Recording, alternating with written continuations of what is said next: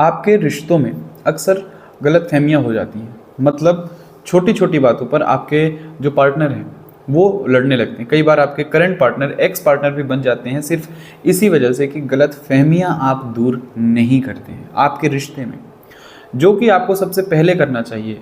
जिस वजह से दिक्कतें हो रही हैं उस वजह को आपको समझना चाहिए, लेकिन वो चीज़ें आप नहीं करते। आप उनके साथ आर्ग्यूमेंट करते जाते हैं और ये गलतफहमियां धीरे धीरे करके बड़ी हो जाती हैं और जब बहुत बड़ा रूप ले लेती हैं तब आपका रिश्ता वहाँ पर ख़त्म जैसा होने लगता है। इस सिचुएशन से बचने के लिए या फिर आपको आपके रिलेशन से गलतफहमियों को दूर करने के लिए क्या करना चाहिए, आज इस बारे में बात करेंगे दोस्त। कैसे आपका रिश्ता अब भी अच्छा हो सकता है इस बारे में भी बात करेंगे। वीडियो शुरू करने से पहले बता दूं, मेरा नाम है राहुल और मैं स्वागत करता हूं आप सभी का मेरे यूट्यूब चैनल पर। अगर आपको मुझसे या फिर मेरी टीम से अपने रिलेशनशिप से रिलेटेड किसी भी टाइप के सॉल्यूशंस चाहिए, बस आप नीचे दिए हुए नंबर पर व्हाट्सएप करके अपना अपॉइंटमेंट बुक करिए और आप मुझसे या फिर मेरी टीम के साथ सॉल्यूशंस ले पाएंगे, राइट। अब कुछ चीज़ों को ध्यान से समझिए। जो गलतफहमियां आज आपके रिश्ते में आई हैं वो एक दिन में नहीं आई हैं। इस गलतफहमी को आने में टाइम लगा है। आपने कोई गलती की, मान लीजिए आपके रिश्ते में आपने अपने पार्टनर को ब्लॉक कर दिया एक दिन के लिए, ठीक है। फिर उसके बाद जब ये ब्लॉक वाला सिस्टम खत्म होगा, अब आप वापस से ब्लॉक करेंगे, बातें फिर से शुरू होंगी। फिर जो अगला ब्लॉक होगा वो एक दिन से ज़्यादा का होगा, ठीक है। उसके बाद जो अगला ब्लॉक होगा वो 2 दिन से ज़्यादा का होगा, ठीक है। तो जैसे जैसे रिश्ता आगे बढ़ता जाता है ब्लॉकेजेस बढ़ते जाते हैं। सबसे पहले आप एक चीज़ समझ लीजिए कि किसी भी रिश्ते में हमेशा 12 महीने तक रिश्ता अच्छा नहीं चल सकता। कभी आपकी तरफ से आर्ग्यूमेंट होंगे, कभी आपके पार्टनर की तरफ से आर्ग्यूमेंट होंगी, कभी सिचुएशन ऐसी बन जाएगी कि नो कांटेक्ट टाइप की भी सिचुएशन रहेगी। मतलब एक तरफ से प्यार रहता है और दूसरे तरफ से आर्ग्यूमेंट्स चलती रहती है किसी भी रिश्ते में। आप कह लीजिए 12 महीने में 1 से 2 महीने ऐसे होंगे जब दोनों की तरफ से भर भर के प्यार दिया जाएगा एक दूसरे को, ठीक है। और बाकी का जो रेस्ट मंथ्स रहते हैं, 10 महीने 8 महीने, उस टाइम पर आप दोनों के बीच में आर्ग्यूमेंट्स होती है, नो कम्युनिकेशन होता है, बातें नहीं होती हैं, छोटे छोटे मिसअंडरस्टैंडिंग्स होती हैं और कन्फ्यूजन्स होते हैं। उस मिसअंडरस्टैंडिंग और कन्फ्यूज़न को आपको दूर करना। लेकिन आप क्या करते हैं, आप अपनी तरफ से बातें करना बंद कर देते हैं। एक छोटा सा और दूसरा एग्जाम्पल भी आपको देना चाहूँगा।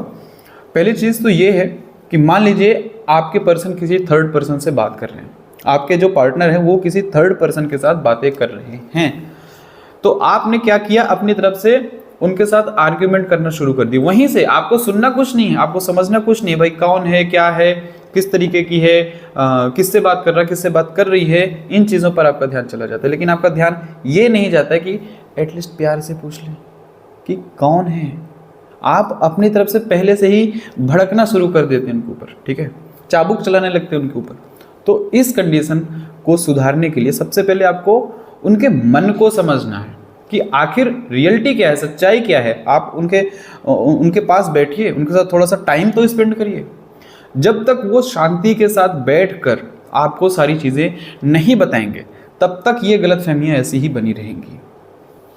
आपको अपनी तरफ से कोशिश, देखिए आपके मन में गुस्सा होगा, नो डाउट।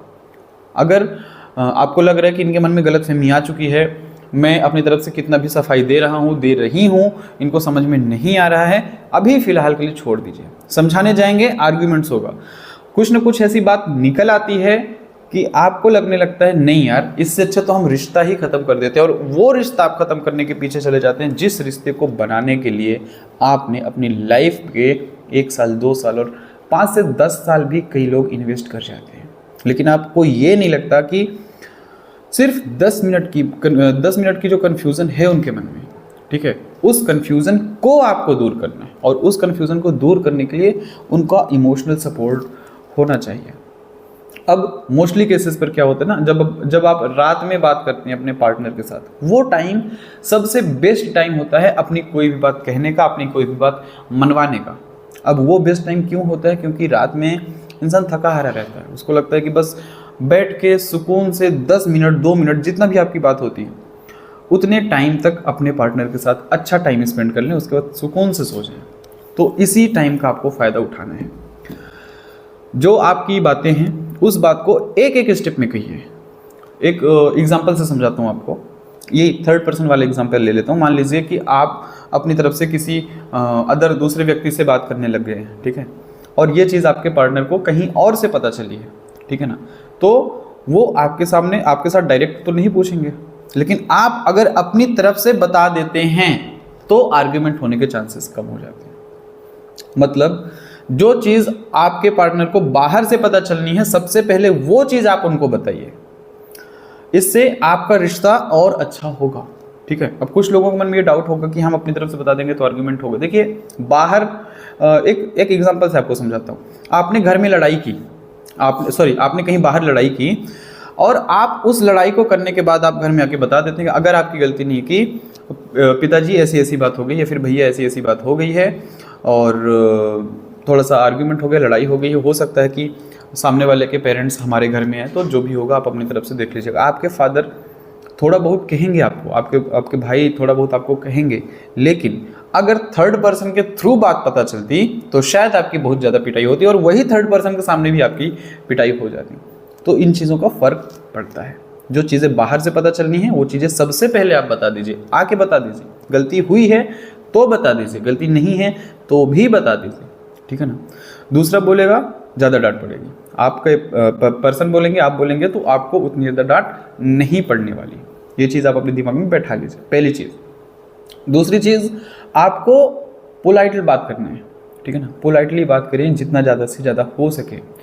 छोटी छोटी बातों पर आर्ग्यूमेंट करना बंद कर दीजिए, क्योंकि छोटी छोटी बातें ही आगे चल के बड़ी बातें बनती हैं। और तीसरी चीज़ ये है, आप दोनों के बीच में कम्युनिकेशन होती रहनी चाहिए। मतलब भले ही वो आपसे बातें नहीं करना चाह रहे हैं, तो जब तक वो बातें नहीं करना चाह रहे, मान लीजिए एक दिन बातें नहीं करना चाह रहे, आप टेक्स्ट कर दीजिए, ठीक है। कॉल पे बात नहीं करना चाह रहे, आप नॉर्मल गुड मॉर्निंग का मैसेज डाल दीजिए, फिर जिस नाम से आप बुलाते हैं उनको, हबी डबी बाबू शोना, जिस भी नाम से आप उनको बुला रहे हैं, उस नाम के साथ एक प्यारा सा हार्ट भेज दीजिए, ठीक है। अपनी तरफ से अपोलोजाइज, एक छोटा सा लेटर लिख दीजिए, लेटर का तो जमाना गया, एक छोटा सा मैसेज ड्रॉप कर दीजिए, ठीक है। ये चीज़ें भी आप कर सकते हैं। उनके साथ मिल के एक बार कहीं बैठ के टाइम स्पेंड करें, लेकिन गुस्से के साथ नहीं, प्यार के साथ। प्यार के साथ कोई भी चीज़ आप बोलेंगे वो सारी बातें समझेंगे, लेकिन ये चीज़ डिपेंड करता है कि उनका मूड कैसा है। अगर उनका मूड बहुत ज़्यादा गुस्से वाला है तो छोड़ दीजिए। एक मधुमक्खी होती है, मधुमक्खी के छत्ते में आप हाथ डालने जाएंगे, आपके हाथ में मधुमक्खी काटेगी। अभी आपके जो पर्सन है वो मधुमक्खी बने बैठे हैं, गुस्से में हैं, छोड़ दीजिए, 1 दिन 2 दिन का टाइम दीजिए, उसके बाद प्यार से बात करिए। क्यों नहीं समझेंगे? समझेंगे, आपको लगता है कि वो मेरी बातें नहीं सुनने वाला, बहुत गुस्सा हो गया है, बहुत गुस्सा हो गई है, आज नहीं सुन रही है ना, कल सुनेगी, लेकिन सुनेगी ज़रूर, ठीक है। ये चीज़ आपको ध्यान में रखना है। आपको उनको इमोशनली सपोर्ट करना है जितना ज़्यादा से ज़्यादा हो सके।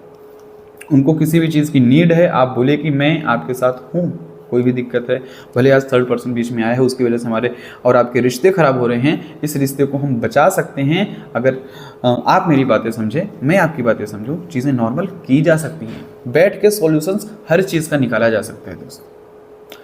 उम्मीद करता हूँ जो मैंने आपको बताया है, जो मैंने आपको समझाया है, वो सारी चीज़ें आपको ज़रूर समझ में आई होगी। वीडियो पसंद आए तो लाइक करें, चैनल पे आए हैं तो सब्सक्राइब करें और वीडियो अपने दोस्तों के साथ शेयर ज़रूर करें। थैंक यू दोस्तों।